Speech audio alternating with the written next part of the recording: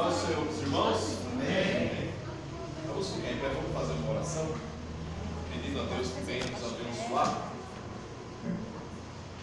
Oremos a Deus. Querido Deus e eterno Senhor, nós te agradecemos, Senhor eterno, por esta oportunidade. Podemos estar, Senhor, em tua casa, podemos aprender um pouco mais da tua palavra. Vem, Senhor, dar-nos entendimento, Senhor, compreensão de tudo aquilo que o Senhor quer de nós. Ajuda-nos a compreender, Senhor, os acontecimentos finais, Senhor, que hão de acontecer. Ó Deus querido, que em tudo, Senhor, possa derramar a tua graça, dando sabedoria, unção do teu Espírito. Ó Deus querido, nos ajudando em tudo a fazermos a tua vontade, Senhor. Eu te peço nesta hora, Senhor eterno, e desejar agradeço a ti, em teu nome, para todos sempre. Amém, Jesus. Amém. Podemos assentar? Hoje o calor está forte, só Deus na causa. Mas vamos lá. Os slides que eu vou passar só 3 páginas, mas esse é o mesmo que eu passei para vocês. Deixa eu pegar aqui. Daqui para frente é o do Apocalipse, tá? Esses anteriores que só faltam de vocês. Eu não fiz um slide só da escatologia, porque é extenso, é bastante coisa, e para ficar montando eu não tive tempo ainda para parar e fazer. Então, assim, algumas coisas eu já vou pedir para vocês anotarem, porque são só algumas folhinhas que eu tenho. Então eu espero que dê para a gente fazer em 4 semanas. Tá? Porque assim, o problema maior da escatologia, quando a gente fala da escatologia, que na realidade, escato, meu estudo, né? Estudo dos acontecimentos finais, tá? Ou das últimas coisas, tá? Então assim, como eu falei para vocês, o Apocalipse, como nós já vimos, ele tem assim várias etapas, não tem uma coisa cronológica. E quando a gente fala de colocar em ordem cronológica, fica uma coisa mais difícil também, tá? Por quê? Porque assim, Jesus, quando ele começa, que é o ponto básico que nós vamos firmar, lá em Mateus 24, quando ele começa a falar justamente das últimas coisas que vão acontecer, Jesus também não se prende à questão cronológica, tá? Ele apenas coloca os pontos da forma que, quem sabe, o Espírito Santo já ia revelando a ele, colocando, e ele vai falando, tá? Há momentos, por exemplo, que Jesus está falando, ele já está falando dos acontecimentos finais, já depois do milênio. Depois tem um momento que ele está falando da grande tribulação, e às vezes causa confusão nas pessoas, porque às vezes acreditam, Jesus está falando já do que vai acontecer no arrebatamento. Não, Jesus está falando de algo que vai acontecer na grande tribulação, ou situações que vão ocorrer. E aí a gente precisa entender todos esses pontos e fazendo a ligação desses links. O que eu falo de links? Porque assim, começa de Gênesis e vai até Apocalipse. E quando a gente fala dos acontecimentos finais, são as profecias que foram ditas desde o começo. Então elas são ligadas entre elas. Então assim, se nós pararmos para pegarmos todas as profecias, tudo que realmente vai acontecer, nós vamos ficar aqui basicamente quase 2 anos só para falar de escatologia. Então, qual é o meu pensamento? Vou passar o básico do básico do básico para vocês entenderem pelo menos os acontecimentos finais. Porque o que acontece? Estudar escatologia é você realmente se aprofundar na questão do que realmente vai acontecer. Porque o que acontece é que quando Jesus fala algumas profecias, e os profetas também anunciaram, muitas vezes eles estão fora do seu próprio contexto, mas a gente precisa fazer essas ligações e entender como vai ser todo o acontecimento final. O Apocalipse, basicamente, ele nos dá quase que uma orientação de tudo que vai ocorrer. O apóstolo Paulo também, ele já nos dá algumas dicas dos acontecimentos, dos fatos, principalmente após o arrebatamento. Já os profetas do Antigo Testamento, como eu já falei para vocês, lembra que eu mostrei na questão da montanha dos profetas? Existem os profetas que estão no patamar que ele enxerga o fato que está ocorrendo já na região dele, ele consegue enxergar além da montanha, não é? Além daquilo que realmente estava no ponto de visão dele, e muitas vezes ele vai até além, mas outros ficam apenas um lugar só. Mas acontece que cada um deles, às vezes, está falando justamente de pontos que haveriam de acontecer. Um exemplo disso é justamente Moisés, quando ele fala da vinda de Cristo, da vinda do Messias. Não é? Então ele tinha uma visão daquele tempo, mas ele já estava vendo a chegada do Messias. Quando a gente olha Daniel ele tem a visão do Messias, pós-Messia, grande tribulação e ainda milênio. Aí quando você vai para Zacarias também, ele tem uma visão pré-tribulacionista, lá antes da tribulação, depois ele já fala dentro da tribulação e consegue enxergar o milênio. Aí quando você vai para João no Apocalipse, aí o negócio vai para mais longe, porque João enxerga lá atrás, lá no futuro, e ainda consegue enxergar os nossos dias atuais. Então olha como fazer a junção de tudo isso se torna complicado, fica difícil, mas assim, não é impossível, mas a gente vai tentar passar para vocês aquilo que cronologicamente é o que mais se caracteriza do que vai acontecer. Qual é a data? Qual é o dia? Qual é o momento do arrebatamento? Será que todas aquelas profecias que foram ditas são para nós? Será que realmente o arrebatamento vai acontecer na nossa geração? Será que tudo que foi profetizado a respeito da volta de Cristo vai acontecer em que época, em que ano? E um dos grandes problemas de estudar escatologia, ou de estudar o próprio Apocalipse, é justamente assim, a questão do sensacionalismo que existe em cima disso. E as pessoas parecem que gostam de saber o final, não é? As pessoas gostam de spoiler, é ou não é? Se não gostasse, não tinha. Concorda? Quando você pega a Bíblia, muitas vezes você não leu a Bíblia toda, mas o Apocalipse você leu. Por quê? Porque é o que chama a sua atenção e você fala, quero saber o que vai acontecer. E o ser humano, ele sempre teve esse anseio, sempre teve essa busca de ir atrás daquilo que realmente vai acontecer, pensar no futuro. Não é? Eu estava lendo uma reportagem agora esses dias de uma tribo indígena aqui no Brasil, que eles não têm, na fala deles, na linguagem deles, eles não têm passado e nem futuro. Eles só falam o presente. Eles sabem que existe o passado, eles sabem que vai existir o futuro, mas eles não falam. Então, tipo assim, amanhã eu vou lá. Não tem isso para eles. Hoje, se der certo, nós vamos. Então é sempre no presente. Não existe o futuro, porque eles falam que só existe o presente. E não está enganado, né? Não é errado. É uma realidade. Então a linguagem deles é pequena. Já que não precisa falar do passado, não precisa falar do futuro, fica uma linguagem pequena. Mas o ser humano, ele pensa nas coisas do futuro, ele busca as coisas do futuro. Não é à toa que quantas cartomantes, quantas ciganas, quantos profetas estão aí para justamente ganhar dinheiro em cima do anseio das pessoas, né? Dessa busca que as pessoas querem pensar que no futuro vão ter algo melhor, no futuro vão ter coisa melhor. Então, essa é uma dificuldade que a gente percebe dentro da questão de quando se vai pregar na questão da escatologia ou falar dos acontecimentos finais, as pessoas exageram, e isso a gente percebe já desde o começo, né? Quando surgiram as maiores seitas aí que existem hoje no mundo, justamente por causa de pregações exageradas. Quem sabe quantas vezes você viu já na internet que o mundo vai acabar? Né?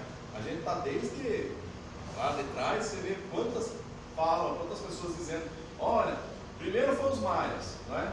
Lá no calendário maia era 2012, né? Acho que era 2012. Aí chegou aquela preocupação, primeiro vamos lá no bug do milênio, né?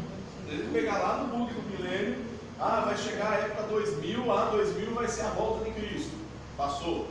Aí vai 2002, 2005, 2012, 2011, vai. E até hoje as pessoas ficam procurando e questionando se vai acontecer isso, e às vezes é só você entrar no YouTube e procurar lá, né?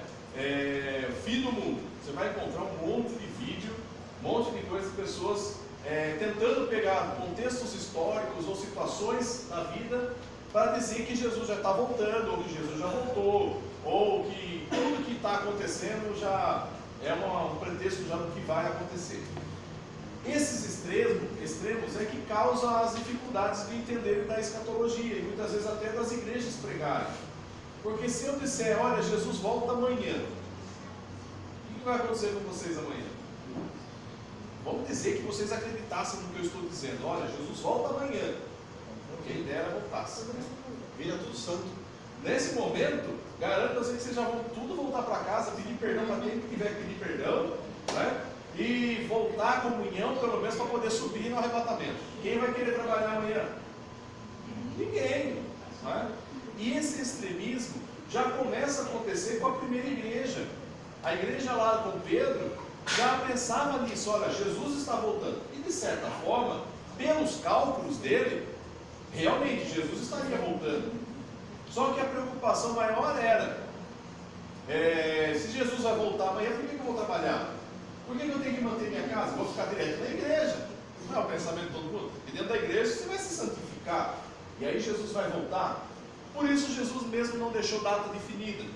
Não é? Mesmo quando ele esteve na terra e foi questionado, ele diz, olha, eu não sei nem os anjos, somente o Pai.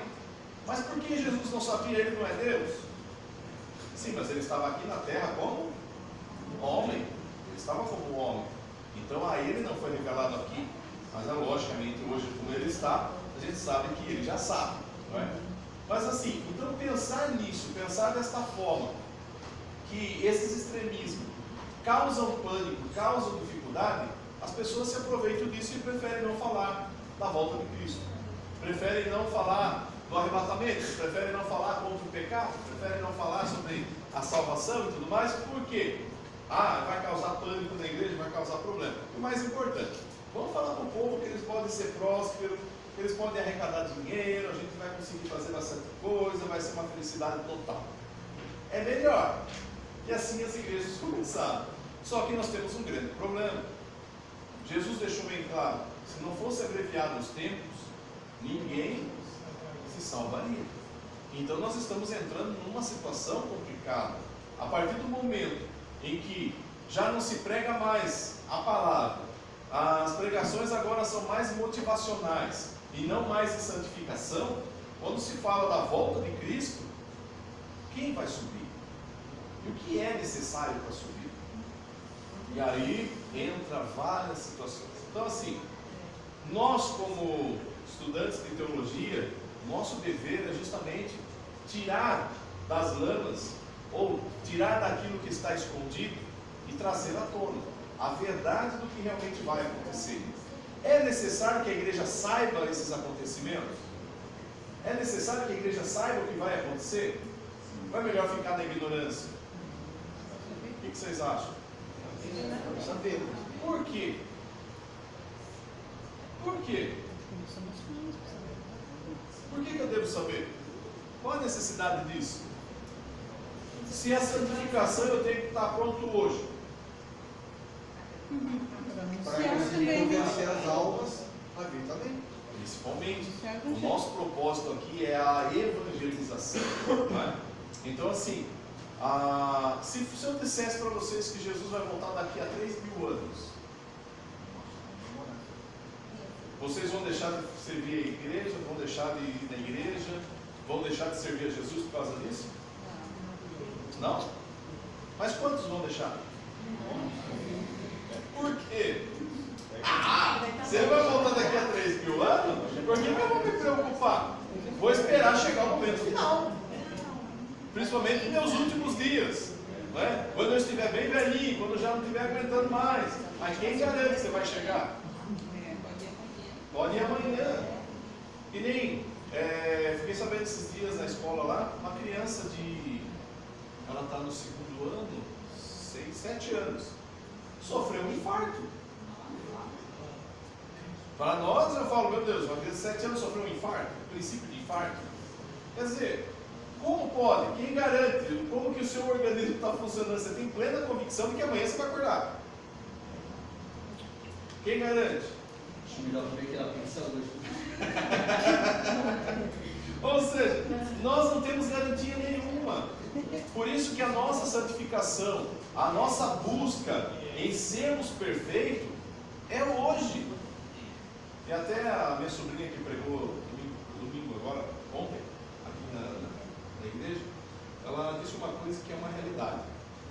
Jesus conhece as suas fraquezas. Jesus conhece aonde você é falho. Jesus conhece tudo que você é fraco. E Ele sabe que você nunca vai ser perfeito. Só que Ele espera que você, pelo menos, tente buscar a perfeição. Ou pelo menos melhore. Essa é a nossa busca. Eu tenho que estar melhor hoje do que eu estava ontem. E amanhã eu já tenho que estar melhor do que hoje. Mas quantas vezes hoje eu estou pior do que ontem? Ou quantas vezes eu posso dizer assim que hoje eu estou pior do que quando eu aceitei Jesus? Ou será que eu ainda tenho o primeiro amor? E esse é um dos primeiros pontos da igreja, quando a carta do Apocalipse vem falando. É necessário voltar ao primeiro amor. Então, é realmente uma coisa necessária. Eu preciso saber e eu preciso me preparar. Eu preciso saber os acontecimentos que estão, os fatos que ocorrem, os acontecimentos que ocorrem, para que eu possa entender também.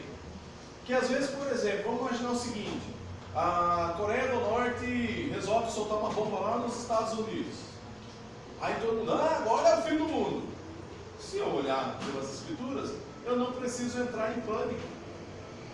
Por quê? Porque eu sei que haverá rumores de guerra, haverá guerras, mas ainda é o princípio das dores, ainda é o começo. Então não há por que entrar em alarme, não há por que entrar em pânico. E às vezes tem pessoas que têm sonho, acho que comem uma banana antes de dormir, aí tem aquele pesadelo à noite, aí já põe no... Gente, eu tive uma revelação do Senhor e eu percebi que o mundo estava pegando fogo e as pessoas corriam de um lado, corriam do outro. Jesus está voltando e Ele vai voltar dia tal. E quando você vai ver o dia tal, a pessoa arrancou até o vídeo já. Por quê? Que revelação é essa? Por isso que nós temos que tomar muito cuidado. A melhor revelação é o que está dentro da palavra. Não se vá ou não siga por essas coisas que estão aí. Ainda mais que o YouTube hoje, qualquer um tem facilidade de buscar e as pessoas jogam vídeo no Facebook e tanta coisa que você olha e fala assim, as pessoas às vezes estão entrando em pânico e muitas vezes as pessoas mandam mensagem para mim: pastor, você já ouviu esse áudio, já ouviu esse vídeo, já viu essa coisa? Aí às vezes quando eu começo a escutar, eu falo: Jesus, tem misericórdia. Fulano sonhou, fulano teve, fulano foi ao inferno. Matou o diabo. Teve o pastor que matou o diabo, que agora o diabo não existe mais, ele foi até o inferno e matou o diabo. E eu não sei o que ele está se preocupando ainda. Não foi Jesus no bolso. Misericórdia, né? Mas vamos lá. Então, como eu falei para vocês, vamos abrir lá em Mateus e vamos começar. Você dá luz para nós, por favor? Vamos enxergar aqui. Obrigado. Mateus 24.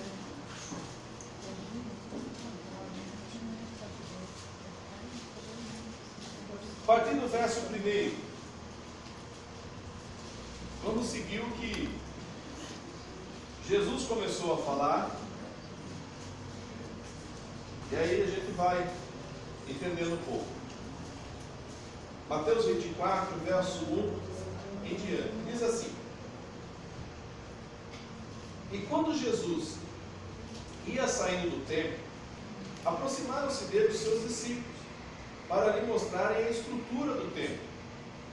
Lembrando que esse templo que foi construído na época de Jesus foi construção de Herodes. Ele levou basicamente 40 anos para a construção desse templo.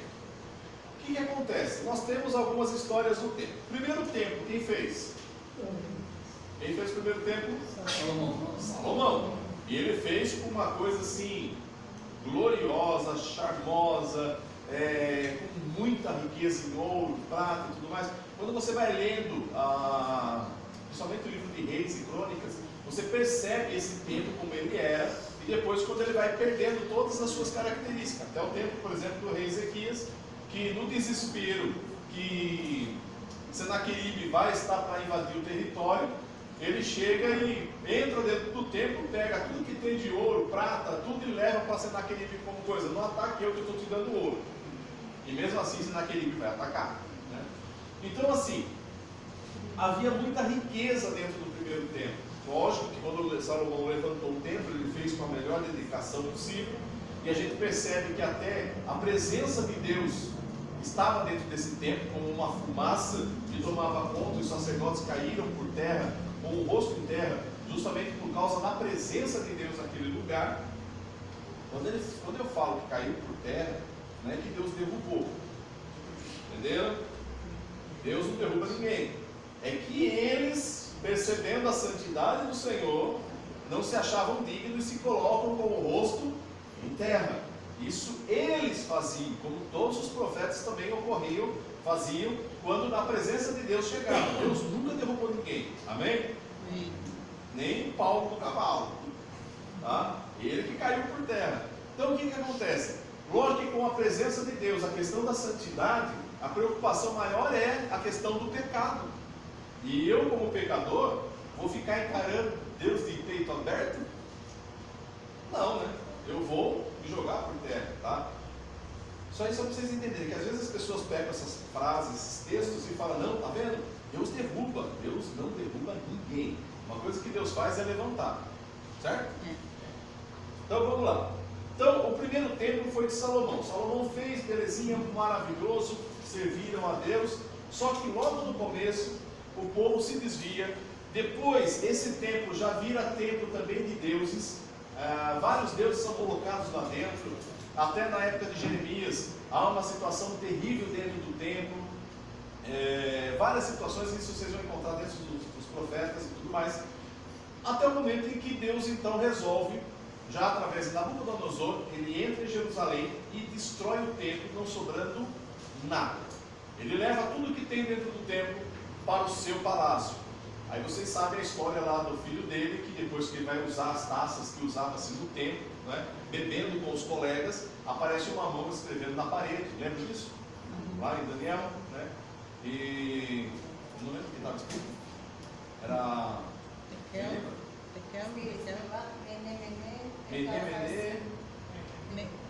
Tekel Farsi, né? Que é pesado fosse na balança e achado em falta, né?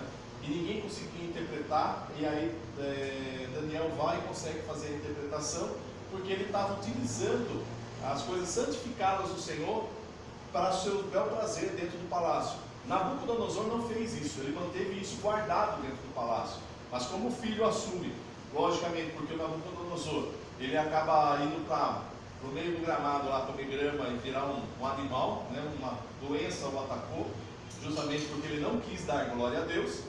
Então ele vai para lá, então a situação dele fica difícil, o filho então assume. Então quer dizer, as coisas do templo ficaram tudo na Babilônia. Acontece que o templo foi derrubado. Passa-se o tempo, mas depois de quase 70 anos, cai Babilônia, entra o Medo-Persa.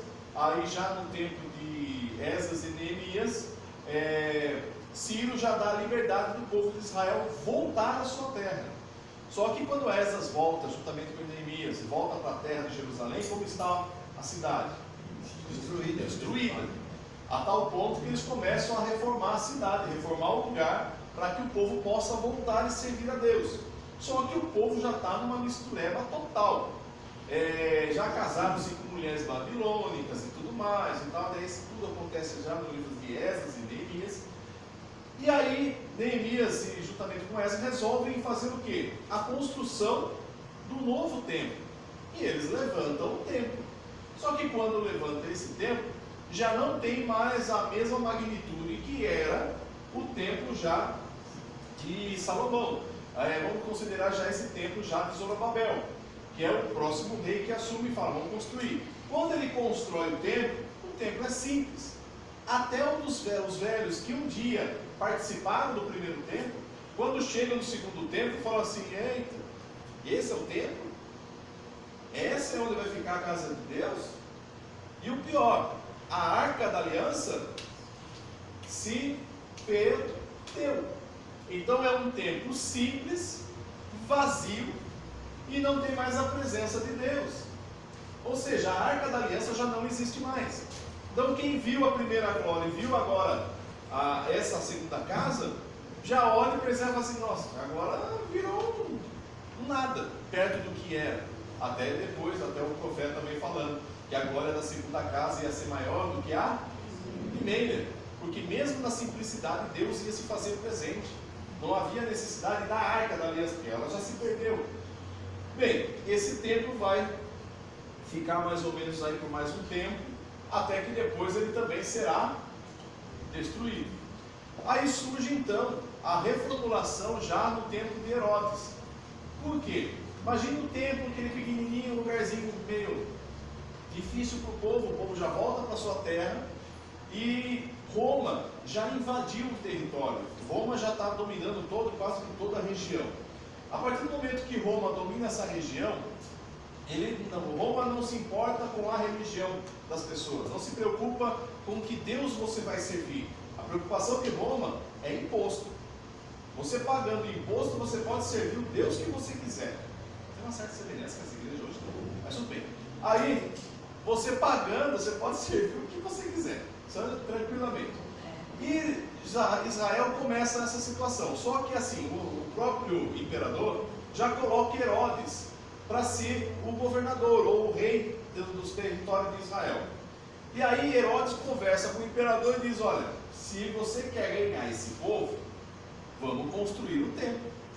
Se o Senhor permitir construir o templo, deixa eu fazer um templo gigantesco, um templo magnífico, e esse povo vai pagar impostos sem problema nenhum. E dito e feito, 40 anos levou. Herodes constrói o templo e volta novamente a ter sacrifício, já no templo dos romanos. Coisa que já, nessa construção, já você tem um templo muito maior até do que era de Salomão. Vamos imaginar o seguinte: Salomão era assim, depois ficou assim, e agora ficou assim. Ou seja, o templo de Herodes se torna um templo gigante, né? Até hoje pode-se ver que as muralhas, Muro das Lamentações hoje, é uma das partes do templo que era antigamente, do rei Herodes.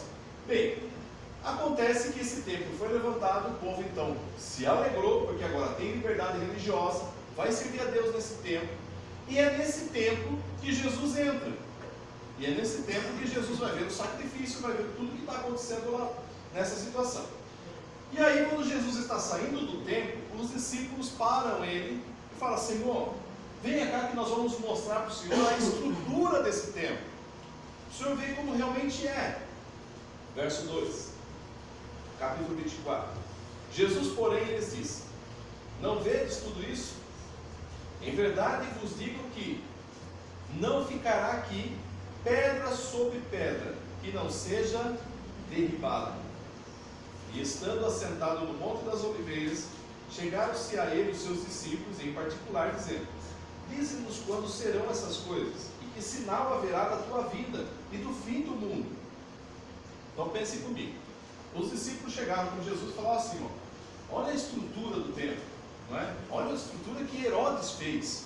É uma estrutura gigantesca, uma estrutura maravilhosa e tal. Aí Jesus podia olhar e dizer: não ficará pedra sobre pedra que não seja derribada. O que Jesus está falando é uma profecia que vai acontecer basicamente já no ano 70 depois de Cristo. Porque no ano 70 o general Tito vai invadir Jerusalém. Ele vai entrar para tomar conta, porque os judeus estão numa rebelião contra Roma, e eles vão invadir o templo. Só que assim, segundo a história, segundo a lenda, os sacerdotes entraram dentro do templo, as pessoas entraram dentro do templo e se fecharam lá dentro, para evitar dos romanos pegarem eles. Aí o que o general Tito faz é atear fogo no templo. E ateando fogo no templo, começa a queimar, a destruição total, as pessoas morrem queimadas lá dentro. Só que com a queima do templo, o que tinha de ouro acabou se infiltrando no meio das pedras, porque derreteu. E então os soldados romanos, depois que tira todos os corpos de lá, percebe que embaixo das pedras tem ouro. E então, por isso Jesus disse que não ficaria pedra sobre pedra. O templo ele é destruído completamente. Não ficou, não restou mais nada. O que isso tem a ver conosco? Acontece que, quando a gente olha a profecia em Daniel, ele se refere ao tempo, ao retorno justamente do segundo templo, e dali nós temos uma contagem de tempo, e é esse tempo que nós precisamos analisar. Então abra a sua Bíblia agora, lá em Daniel, isso tudo é bom vocês marcarem, que não vai ter nos slides. Daniel, então quem não trouxe caneta, Pede aí, tem uma caixinha. tem uma caixa aqui, se precisar de caneta. Daniel capítulo 9.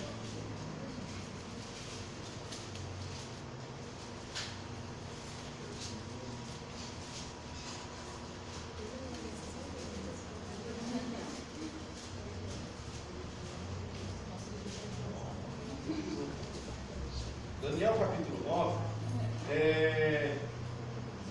a partir do verso 24.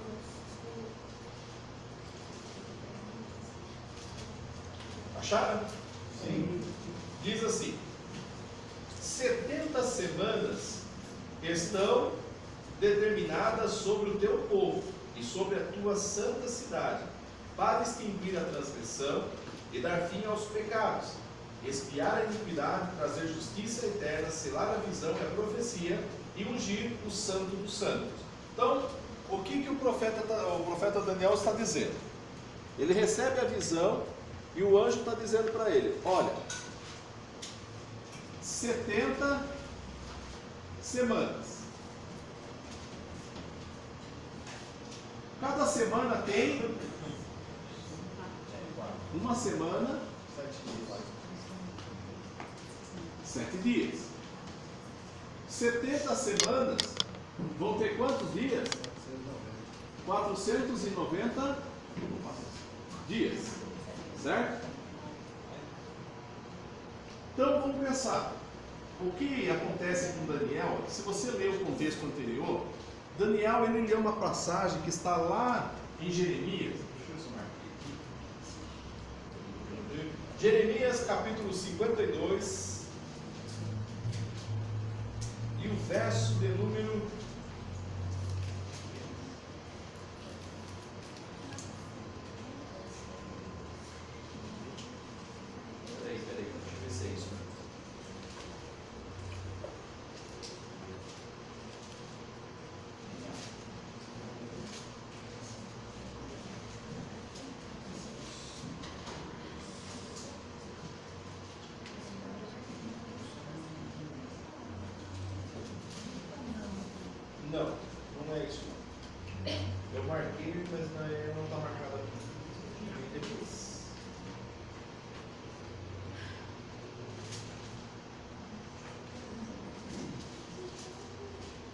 Depois eu acho. Não está aqui.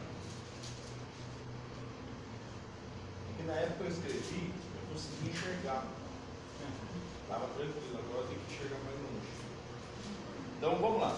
Então Daniel, ele está numa preocupação porque tem uma profecia em Jeremias que fala que o tempo dentro de Babilônia será de 70 anos. 29? Oi? Jeremias 29? É 29? 29, 10. 29, 10? Eu acho.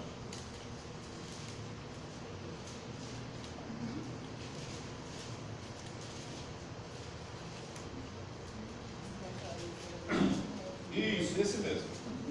Obrigado, Deus abençoe. Jeremias 29, 10.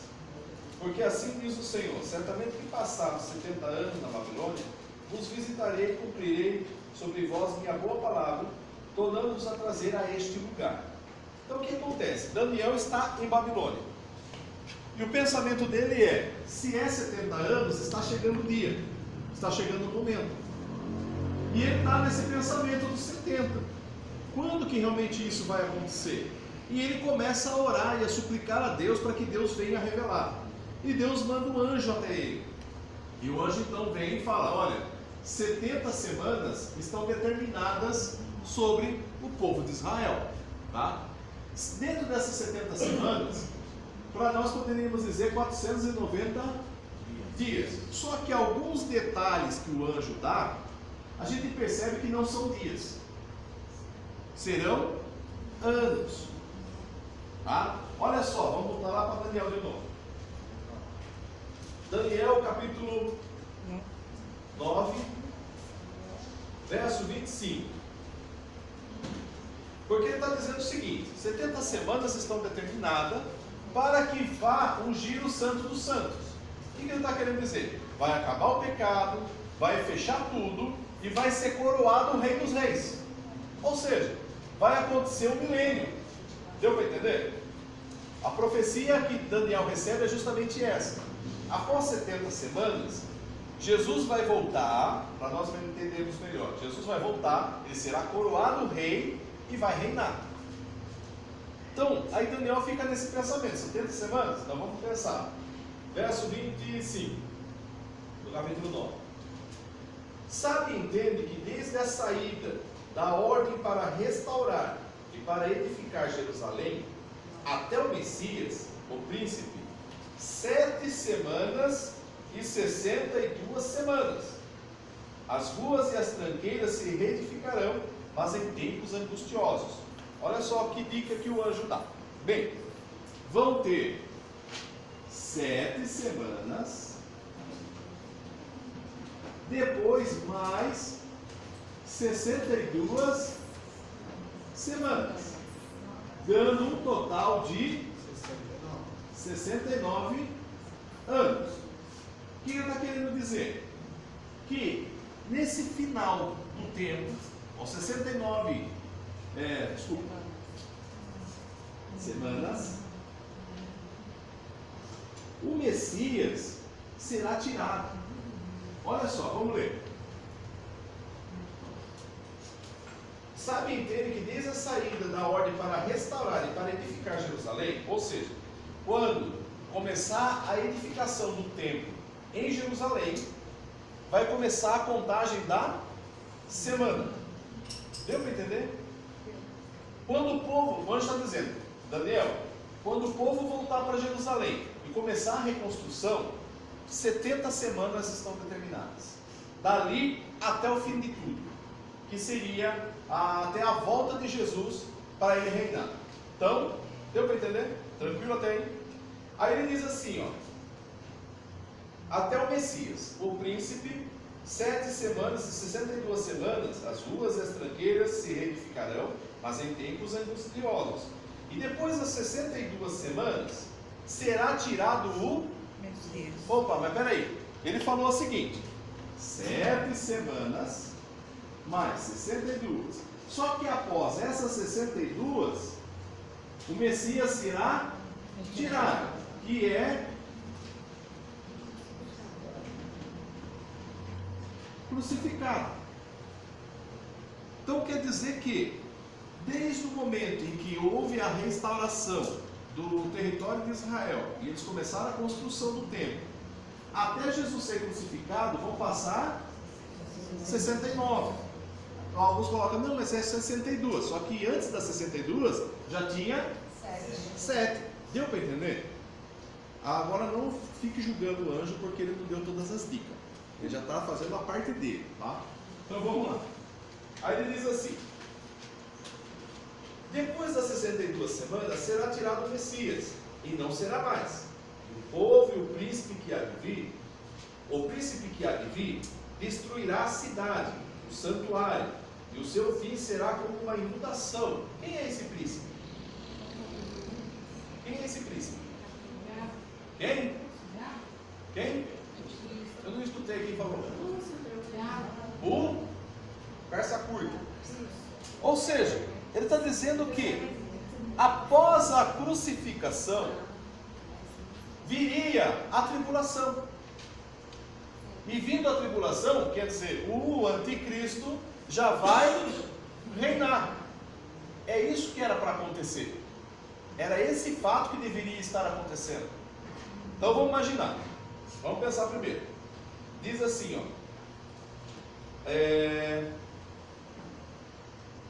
o príncipe que há de vir destruirá a cidade e o santuário, e o seu fim será como uma inundação.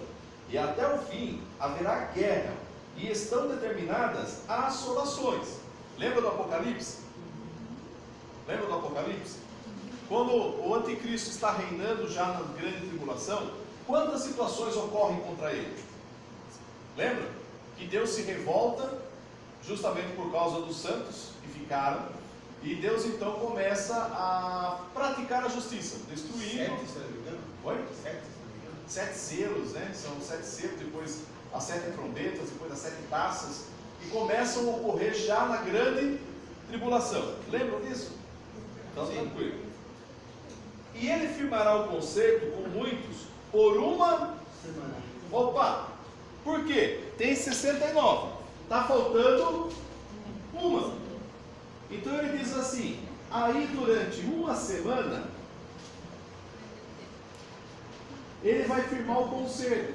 Por quê? Lembra que após a crucificação, após as 69 semanas, viria somente mais uma semana. Se é 7 dias, 3 dias e meio de paz e 3 dias e meio da grande tribulação. Se nós pensarmos em dias, tá? Aí ele coloca assim: fará o concerto com muitos por uma semana, e na metade da semana fará cessar o sacrifício e a oferta de manjares, e sobre a asa das abominações virá o assolador, isso até a consumação, e o que está determinado será derramado sobre o assolador. O que acontece? O problema maior é que quando o povo volta para Jerusalém, e a gente sabe isso dentro da história, que já mais ou menos no ano 445,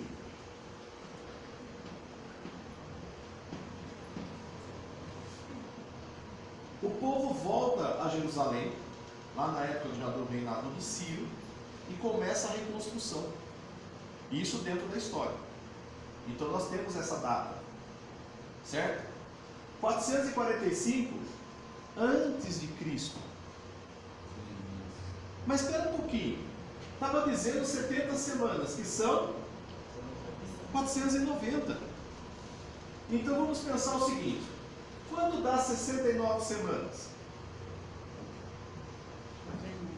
Vezes 7. Dias? É. 483. 483.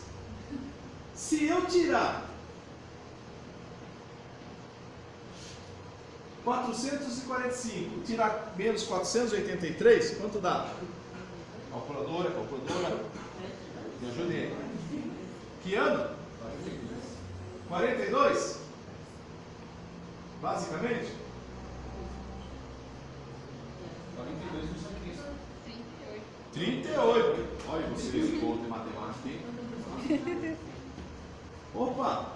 38 depois de Cristo. Peraí. Então quer dizer que não são dias, são anos. No ano 38, Cristo foi crucificado.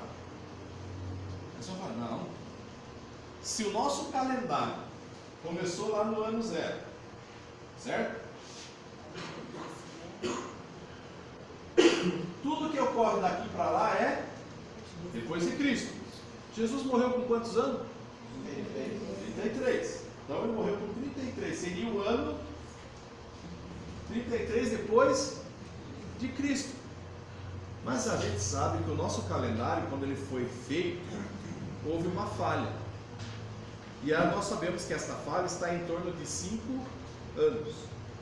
Pode ser 5 anos para frente ou 5 anos para trás. Então nós temos uma vamos dizer assim, uma margem de erro de 5 para mais, 5 para menos.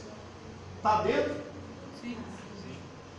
Então quer dizer que essas 70 semanas, na realidade, são anos. Seriam então 490 anos. Deu para entender agora? Porque quando eu consigo olhar a volta de Jerusalém com a época que nós temos, se colocar em data, em anos, eu chego na época de Cristo. Se eu cheguei na época de Cristo, isso tudo já dá 69 semanas. Então agora só me resta uma semana. Bem, então quer dizer que Jesus, a partir do ano 30, vamos pensar no ano 38, vamos para o ano 40 para ficar mais fácil? Vamos imaginar que fosse no ano 40. No ano 40, Jesus então partiu para a eternidade. Foi para a glória e prometeu voltar. Já a partir do ano 38 ou ano 40, o anticristo já começou a reinar. Se tudo tivesse ocorrido da forma que era para acontecer. A partir já do ano 40, o anticristo começa a reinar, 3 anos e meio da grande tribulação, de paz, e 3 anos e meio da grande tribulação. Então, se era ano 38, com mais 7, vai dar quanto? 45. 45. No ano 45, Jesus voltou. Aí Jesus começou a reinar. Então já no ano 1045, o mundo acabou. E o que vocês estão fazendo aqui? O que aconteceu? Nós temos uma brecha. Nós temos um tempo aberto. Então essa semana que o anjo falou, está diferente. Alguma coisa aconteceu. Por quê? Quando ele falou que o Cristo seria crucificado, justamente porque ele veio para o que era seu. Mas os seus Não aceitaram. se tivessem aceito, você já não existiria mais. Nem sequer pensaria em existir, nem os seus avós, nem bisavós, nem os seus sexta-avós existiriam. Por quê? No ano 1040, 45, tudo estaria terminado. Se os judeus tivessem aceito. Graças a Deus não aceitou. E justamente o apóstolo Paulo já faz menção disso, que o endurecimento veio em parte para Israel por causa de Deus. Por causa de Deus. Deus fechou o coração dos judeus para não aceitarem. Sabe por quê? Sabe por quê? Porque Deus estava olhando para você hoje. E Ele queria ver você salvo. Vamos lá, aleluia. Voltando um pouquinho, a questão do povo lá no deserto. Como também? Como assim? No caso da desobediência que eles ficaram 40 anos lá no deserto? Não. Eles só coincidência. Não. É só uma questão de tempo. Número. Só. Então assim, eu estou colocando aqui, se fala isso? E não é isso, se leva em conta também nessa Não. nacionalidade. Na realidade seria 33. Seria o 33. Se o nosso calendário tivesse correto. Lógico que quando se você tivesse a máquina do tempo e voltasse no ano 0, Jesus já estava com 5 anos. Quer dizer, o nosso calendário já estava errado. Deu para entender? Então o que acontece? 1045, tudo estaria resolvido. Vamos lá para Romanos. Romanos capítulo 11, verso 25. Por que não quero, irmãos, que ignoreis esse segredo, para que não presumais em vós mesmos, que o endurecimento veio em parte sobre Israel, até que a plenitude dos gentios haja entrado. Ou seja, o apóstolo Paulo está dizendo o seguinte. Deixa eu fazer uma regrinha do tempo aqui, que fica mais fácil. 11, 25. Olha só. Vamos imaginar o seguinte, ó. Vamos fazer uma regra do tempo aqui. Israel voltou para o seu território e construiu o templo, certo? Começa com, aqui, 445. isso, obrigado. 445 AC. Aí o que acontece? Aqui, Jesus foi crucificado já no ano 38. Basicamente, vai. Então aqui já se passaram 7 semanas mais 62, certo? Dando um total de 69, ou seja, passou aqui 483 anos. Entendido até aí? Do tempo que começou já Zorobabel, vou colocar aqui. Do tempo de Zorobabel em Israel, a reconstrução, já com Esdras e Neemias, tá? Para ficar melhor entender, você vai ver isso lá em Esdras e Neemias. Lembrando que no Antigo Testamento esses 2 livros eram um só, depois que foi dividido. Passaram-se 483 anos. Aí Jesus subiu aos céus. Quando Jesus sobe aos céus, o apóstolo Paulo está dizendo aí em Romanos 11 e 25, que agora entrou o tempo dos gentios, ou seja, a plenitude dos gentios. Então quer dizer que agora, a partir daqui até aqui, e só Deus sabe quando,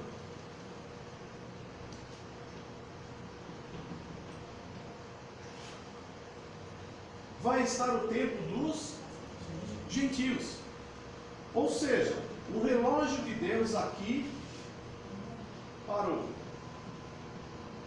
Parou a contagem do tempo.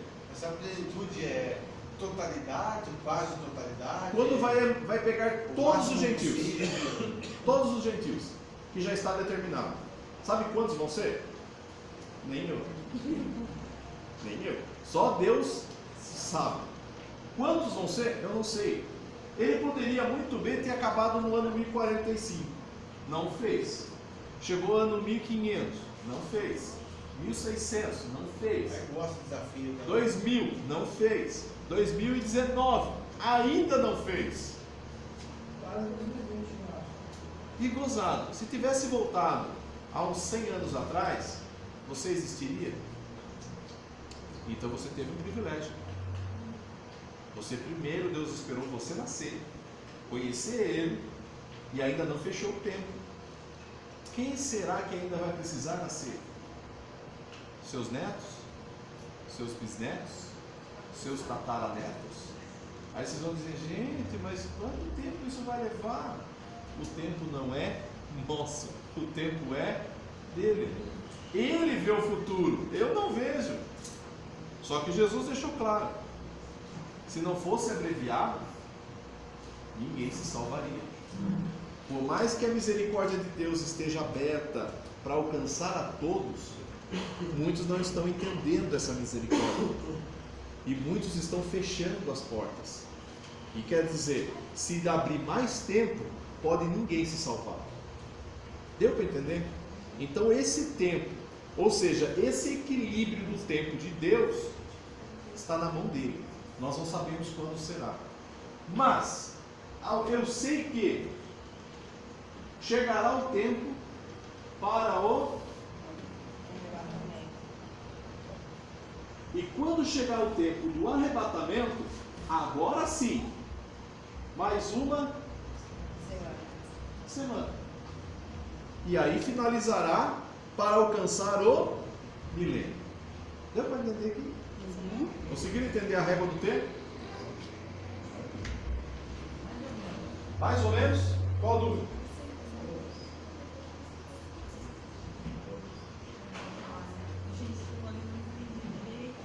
Por quê? Quem são os gentios? Quem são os gentios? Nós que não somos judeus. Jesus veio para os judeus. Os judeus aceitaram? Não. Aí Romanos 11, 25 diz que Deus abriu um tempo para nós. Então essa semana está esperando. Ela não vai acontecer enquanto não completar o tempo dos gentios. Então, Deus sabe, Deus tem um número para salvar ele. Qual que é esse número? Eu também não sei. Os anjos sabem? Não, mas eles fazem festa por cada pecador que se arrepende. Por quê? Porque eles sabem que cada pecador que se arrepende é mais um. Ou seja, o número de cristãos está sendo contado e vai se fechar. Deu para entender? Fechou esse tempo, já era. Por isso, é melhor você subir no primeiro. Fechou? Então aí fechando esse número, o Senhor vem. Sim. E quem ficar, vai ter mais um número? Será que tem alguma coisa falando disso? Mas participa do primeiro. Melhor, mais fácil. É melhor? É, É bem melhor. Porque depois a situação ficará bem mais apertada. Olha como a misericórdia de Deus é enorme, é gigante. Deixa eu achar o verso.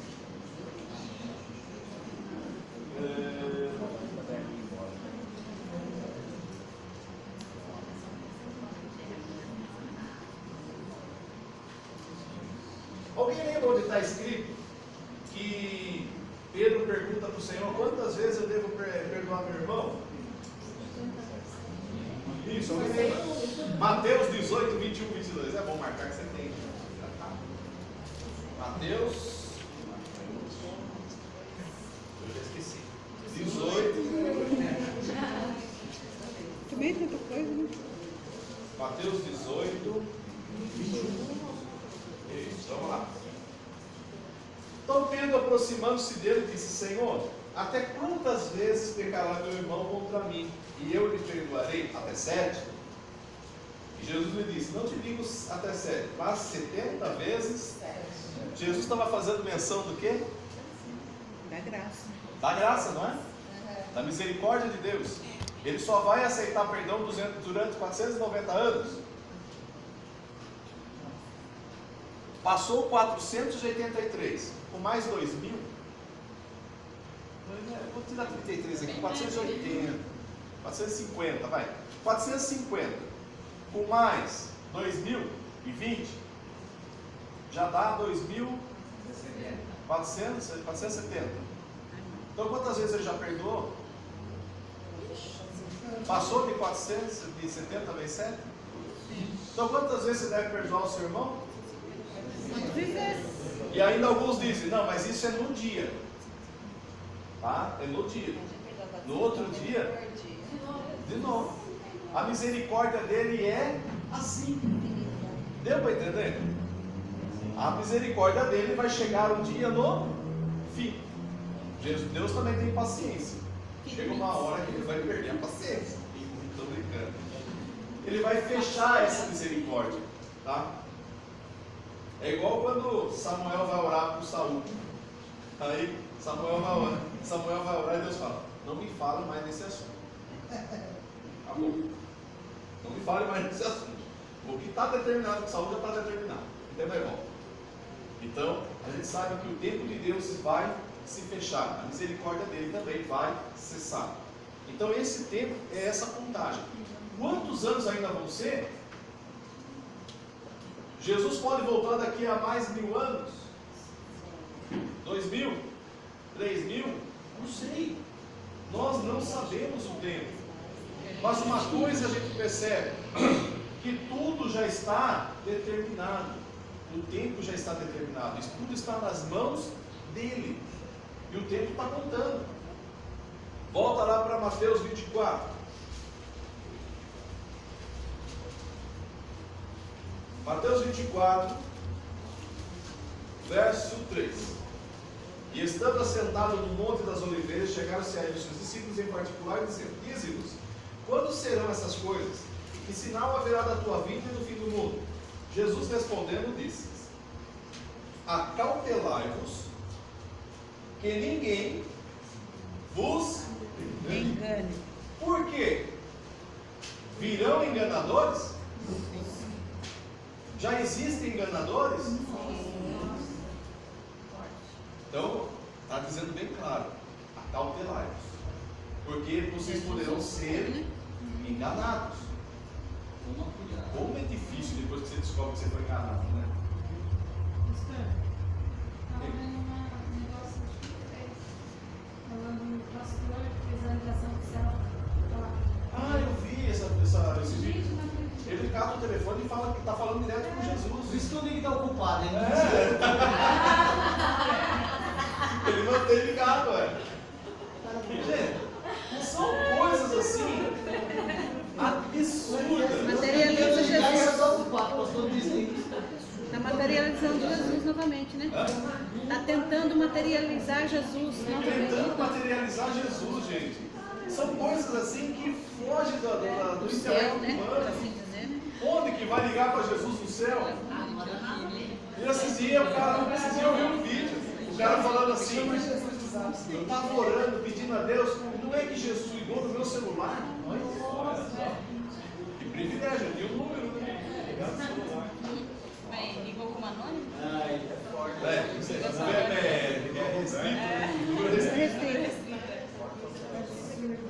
Só Deus acaba. Tem gente que acredita, né? Isso que é o pior. É enganado.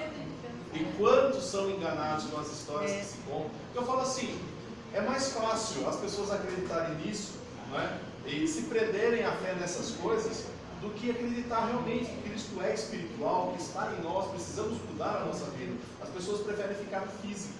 Vamos levar a rosinha ungida que vai tudo melhorar a casa. Vamos levar a vassoura para varrer as coisas más da casa. Vamos levar o óleo ungido para ungir. E aí vai, gente. As pessoas preferem coisas materiais do que mudar de vida. E o que Jesus deixou claro para nós, que o que precisa é o quê? Mudança. A mudança é necessária em nós. Se eu devo perdoar 490 vezes, e Deus já está mostrando que é muito mais além disso, Isso. por que eu ainda não perdoo? Por que eu ainda guardo mágoa? E se vier o arrebatamento? Como eu vou ficar? Por besteira? Por questão de orgulho? Por questão de eu? Esqueça, irmão. Cristo é muito maior que isso. Por isso a Bíblia diz bem claro: primeiro conserta-se com o seu irmão, e depois venha se apresentar no templo. Primeiro precisa ter conserto. Mas é mais fácil levar a flor ungida. Ou, como eu vi esses dias, o pastor falando assim: não, vem aqui na frente, se você precisa pedir perdoar alguém, vem aqui na frente, dá a sua oferta e você vai receber o perdão. Fácil. Eu não preciso ir lá falar com a pessoa. Olha que facilidade. Não preciso resolver meu problema com a pessoa. Eu estou resolvendo ali. Por isso que Jesus disse: acautelai-vos para que ninguém vos engane. Verso 5: porque muitos virão em meu nome, dizendo: eu sou o Cristo, e enganarão a muitos.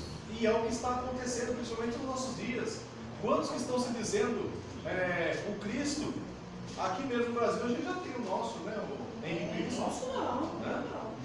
Nosso brasileiro. Agora na Espanha tem um, na África já tem outro. A África é mais interessante. O pastor pentecostal lá estava andando na rua e encontrou com Jesus. Jesus pedindo as coisas lá. Aí ele falou assim, pedindo as coisas na rua: bom, você é Jesus, e levou o homem e apresenta ele como Jesus. Coitado do homem. E o homem está lá, fazendo um milagre. Na China Na China também. Na China tinha uma mulher. Aí o governo bateu em cima e prendeu todo mundo, né? Então agora tem vários. Então assim, nós estamos vivendo uma época que muitos estão dizendo-se o Cristo. E aí, desde a época passada até agora. E vai acontecer mais ainda? Vai. E ouvireis de guerras e de rumores de guerras. Olhai, não vos assusteis, porque é mistério que isso tudo aconteça, mas ainda não é o fim. Eu fui fazer uma pesquisa, que a vez passada eu tinha feito uma pesquisa. Nós tínhamos em torno de quase 18 guerras na época quando eu contei. Hoje restam apenas 13 guerras mundiais. Guerras mundiais não, guerras dentro do nosso planeta. Nós já estamos em torno de quase 193 países, e desses 193, 14 estão em guerra. Então a gente não percebe isso porque nós estamos do lado de cá. Mas quem está do lado de lá, já da Europa, da Ásia, daquela região, sabe que a África, principalmente, está tendo guerra. Então a guerra ela existe. Só que existe uma outra guerra que não é apenas a guerra de bomba. Nós estamos vivendo uma guerra que também é uma guerra espiritual, gente. Quantas batalhas nós estamos enfrentando? Então nós estamos realmente passando por muitas guerras. E ainda continua. E de rumores de guerras, olhai, não vos assusteis, porque é mister que isso tudo aconteça, mas ainda não é o fim. Então vai haver muita guerra ainda, mas ainda não é o fim. E por que vocês ficam assustados? E por que se assustar? Vai acontecer.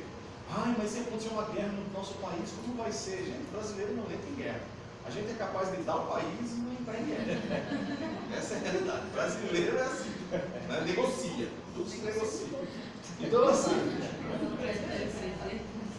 nós sabemos que existem guerras, estão acontecendo guerras. E tudo isso que Jesus está dizendo realmente está acontecendo. Verso 7. Porquanto se levantará nação contra reino contra, e haverá fomes, pestes, terremotos em vários lugares. Mas em todas essas coisas são princípios das dores. Quanta fome tem nesse mundo ainda? Segundo o último dado, a cada 9 pessoas no mundo, uma está passando fome. Ainda existe muita gente que está passando fome. Quando a gente fala de doenças, existem muitas doenças que matam hoje. Fale para mim algumas. Pestes, vai. Brasil, vamos falar peste Brasil. Não vale falar governo. Vamos falar peste. Peste que ainda existe no nosso país. Gente, coisas que já tinham passado, está voltando. Sarampo, gente. Catapora. Febre amarela. Dengue. Gente, são todas doenças que estão entrando no nosso país, que já eram há décadas passadas, ou quase 100 anos atrás, e agora estão retornando, e parece que com mais força. O que está acontecendo? E um dos princípios que causam isso, somos nós. A realidade é essa. Nós causamos as doenças. Você vai falar, mas como assim? O mosquito da dengue vem da onde? Falta de zelo, falta de limpeza, não é? O mosquito da febre amarela, por que está entrando para cá? Por que está vindo para cá? Porque ele só ficava na mata. Cadê a mata? Ele vai para onde? Ou seja, o que Cristo está profetizando é algo que realmente nós vamos estar cometendo. Não é porque Deus está falando, não, Deus vai fazer, não. É coisa que nós mesmos, só que está tendo só apenas uma profecia. Guerras nos países estão acontecendo há milhares. Vamos pensar aqui perto, quantas guerrilhas temos aqui dentro da América do Sul? Venezuela, Bolívia, Chile. Quanta coisa, gente. Quantas pessoas estão passando fome, lembra na Venezuela, há pouco tempo? Quer dizer, nós estamos aqui perto, está acontecendo, e nós estamos atentos, ou seja, são sinais? Sim. E como alguns dizem, todos os sinais já se acometeram, todos os sinais já aconteceram. Agora só falta a volta de Cristo. Só que a misericórdia dele ainda está aberta. Ainda a salvação, a porta está aberta. Por isso é necessário entrar no Senhor. Por que fala aqui de guerras e rumores de guerra? É a mesma coisa? Não, porque o rumor é a pessoa querer fazer guerra. Por exemplo, Estados Unidos e América do Norte. Coreia do Norte. Está tendo guerra? Não, mas tem um rumor. Iraque. A provocação é rumores. O Iraque. Fiquei sabendo agora desses dias da Síria também, que está tendo, que agora a própria Estados Unidos matou um dos principais lá da. Não é da Al-Qaeda, tem um outro nome agora, da ISIS, né? Um dos principais da ISIS lá. Então, assim, há muitos rumores de guerra, né? países querendo fazer guerra. Nós tivemos há pouco tempo a Bolívia, né, querendo de volta o Acre. Lembro disso? Lembro o nome do presidente que até depois falaram que ele morreu de câncer porque foi os Estados Unidos que deu câncer também. Então, algumas coisas assim, são rumores. Outra, nós temos uma guerra hoje chamada cibernética. Uma guerra cibernética. Porque quanto mais eu descobrir sobre o outro, mais chance de eu vencer. Sabe que tudo hoje funciona com computador? Então imagine se eu conseguir os dados do governo americano sobre as bombas nucleares que eles têm. A gente vê isso muito em filme, né? Mas é possível? Está tudo no computador, gente. O hacker, ele faz miséria. E não precisa ir muito longe. Até descobrir o seu número do celular é fácil. Não é fácil de descobrir as coisas. Então, esses rumores estão realmente acontecendo no nosso mundo. Nós podemos dizer que estamos hoje mais desprovidos de segurança do que era antigamente. Para você achar uma pessoa, quanta dificuldade. Mas e agora? Eu dou um exemplo, que nem uma aluna hoje falando para mim que ela tinha o avô dela, não sabia como encontrar o avô. Ela conheceu o avô quando ela tinha 3 ou 4 anos de idade. Hoje ela já está com quase 14 anos. E ela foi o quê? Pesquisar para ver se achava o avô. Com facilidade da internet, foi pesquisando, achou que o avô está lá no Maranhão. E já entrou em contato, pegou o número do celular dele e já começou a conversar com ele. Ou seja, quer dizer, a facilidade chegou já para nós. Lógico que ainda existe muita coisa a ser feita, mas a facilidade já está conosco. Então, assim, para fazer uma guerra e destruir milhares, é rapidinho. Deu para entender? Tranquilo? Vamos tomar um café quentinho e voltamos daqui a pouco.